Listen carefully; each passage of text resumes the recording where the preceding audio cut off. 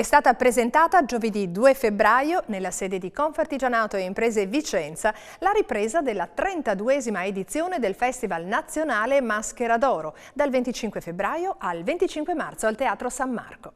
La kermesse, organizzata dal Comitato Veneto della Federazione Italiana Teatro Amatori, nel 2020 per lo scoppio della pandemia aveva dovuto chiudere il sipario dopo 3 dei 7 spettacoli in cartellone.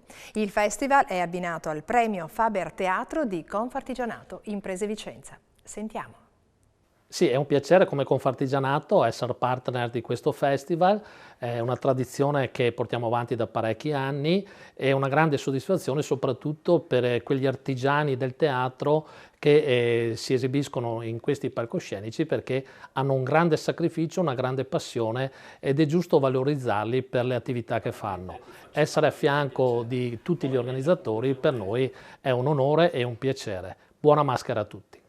Un momento importante è la ripresa dell'attività culturale, in particolare di questo premio Maschera d'Oro, che ormai è un premio consolidato nella nostra provincia di Vicenza e dà riscontro a quella che è una realtà di teatro amatoriale tra le più diffuse in Veneto, quasi il doppio le compagnie amatoriali che sono presenti nella provincia di Vicenza rispetto alle altre province del Veneto. E poi l'emozione che una di queste compagnie avrà nel calcare il palco di uno dei più bei teatri del mondo, il Teatro Olimpico, e quindi questa emozione sarà un'emozione provata da pochi attori che però rappresentano tutto quel movimento amatoriale che quotidianamente dà valore alla cultura per chi la in qualche modo costruisce, realizza, anche fino a chi poi la fruisce come spettatore, dando importanza a questi momenti nella vita delle persone. Un ringraziamento particolare a Confartigianato che ha sostenuto questa attività e a tutti quelli che sono i sostenitori di questi percorsi culturali all'interno della nostra provincia.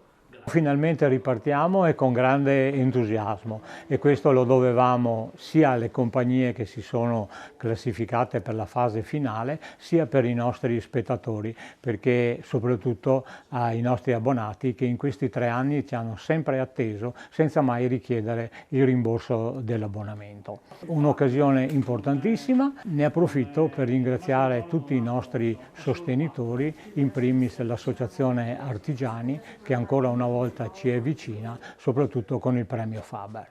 Riprendiamo il nostro Festival Maschera d'Oro, uno degli appuntamenti più importanti della Federazione Italiana Teatro Amatori, Comitato Regionale del Veneto, che finalmente porterà a compimento la 32esima edizione.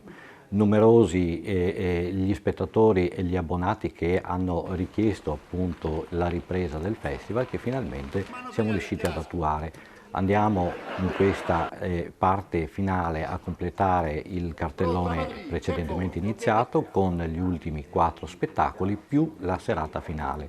A questa si aggiungerà l'appuntamento ambito per il premio Faber Teatro che si svolgerà al Teatro Olimpico di Vicenza. Per altri contenuti video cliccate i riquadri qui a fianco e per non perdervi i nuovi contributi iscrivetevi al canale. Grazie per la visione.